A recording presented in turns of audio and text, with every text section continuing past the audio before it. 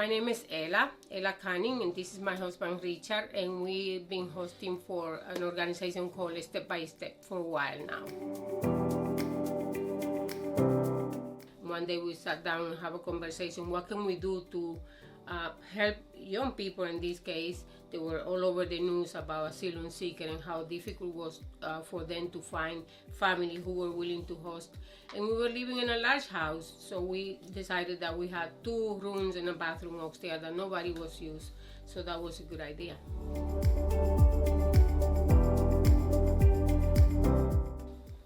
Yeah, I think it can involve as much or as little as you want. We've learned from experience, I suppose, that some things you need to do, something you need to set boundaries, you need to be very clear about how things in the house work.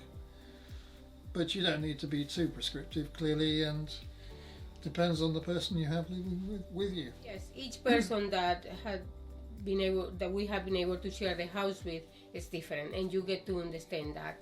Even when they come from the same country, they are different as human beings. They come from different experiences also. So it takes time to get used to them and for them to get used to us.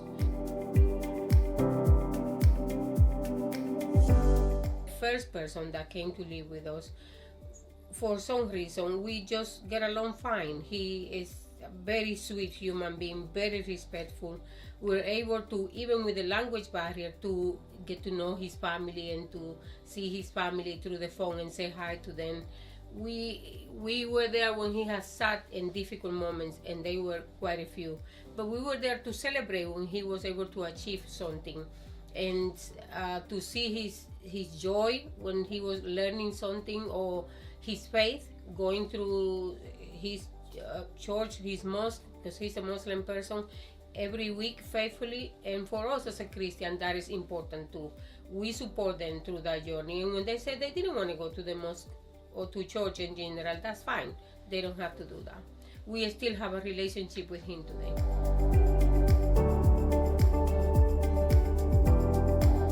The highlights for me have been actually the relationships that you were able to have with these young people, which was a surprise to me.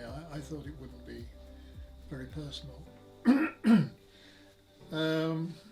As Ella says, we still know several of them, I suppose. We still talk to them now and again.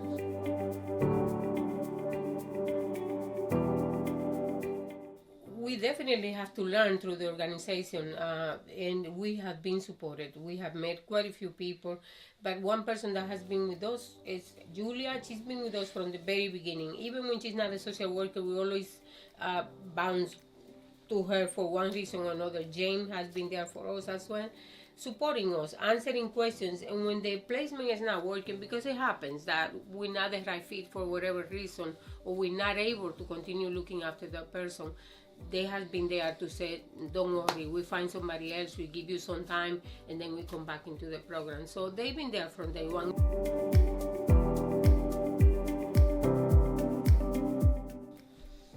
I would say do it. I don't think it's possible to advise on an individual basis. I think if you feel the urge and you see the need, just do it. Yes, you're not only sharing part of your house with this young person, you are sharing your life and your experience. And my hope is that once they spend time with us, whether they are here in an emergency bed for a week or 2, whether they are here in long term, when they move on and go on with their life, or move to another house, they always remember that they've been here first and what we have been able to provide you. And one thing that we have seen, regardless of moments of misunderstanding or whatever, they are grateful.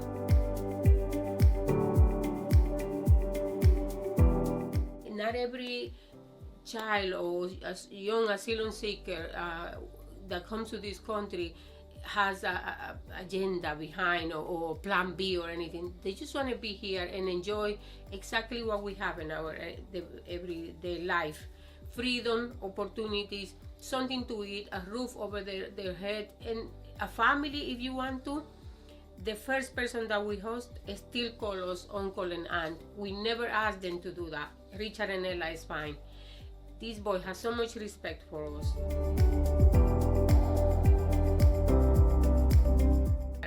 they take these young people in their hands, and by the moment that they leave the program, they are equipped. They have abilities and skills good enough for them to make it out there and to do well, actually.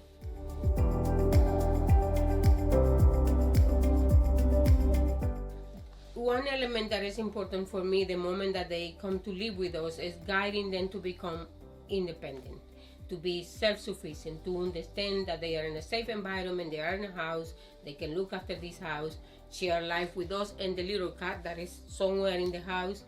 They become independent people, and it has been more than one occasion that we had to travel. I have family abroad. Richard has a daughter that is on the other side of England, so we trust them to a degree, and we have helped them develop skills that they can be in the house by themselves.